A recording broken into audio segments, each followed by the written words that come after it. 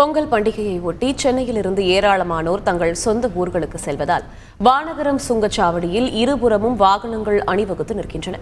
இதுகுறித்த கூடுதல் தகவலை எமது செய்தியாளர் சுரேந்தர் வழங்கிட கேட்கலாம். சுரேந்தர், வணக்கம். வானகரம் சுங்கச்சாவடியின் தற்போதைய கள தகவல் என்ன சுரேந்தர்? வணக்கம். பொங்கல் பண்டிகையை முன்னிட்டு தொடர் விடுமுறை விடப்பட்டுள்ளதால் சொந்த ஊர்களை நோக்கி மக்கள் கூட்டம் படைக்க தொடங்கியுள்ளதால் மாநகரம் சுங்கச்சாவடி அருகே சாலையில் இருப்புகளிலும் வாகனங்கள் வென்று போக்குவரத்து நெரிசலில் சிக்கி தவித்து வருகிறது.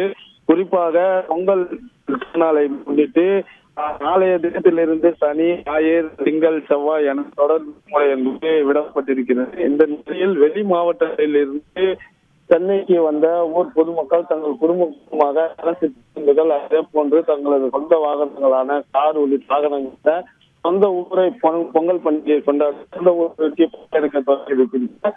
ஆனால் வானகரம் சுற்றுச்சாவடியாக சுமார் 5 கிலோமீட்டர் தொலைவிற்கு வாகனங்கள் என்பது போக்குவரத்து நெரிசலில் சிக்கி தவித்து வருகிறது.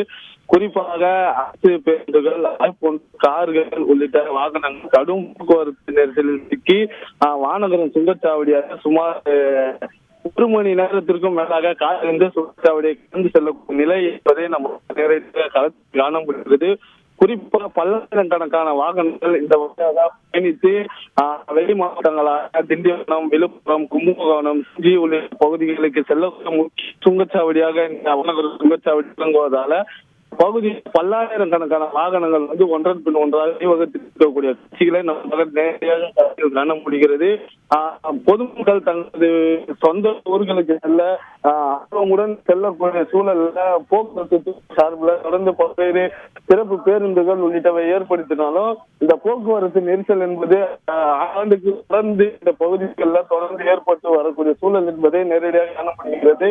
போக்குவரத்து துறை சார்பில் பல்வேறு தடுப்பு நடவடிக்கைகளை கையாண்டாலும் இந்த போக்குவரத்து நெரிசல் என்பதை தீராத ஒரு இதுவாகவே பார்க்கப்படுகிறது என பொதுமக்கள் தெரிவித்திருக்கின்றனர்.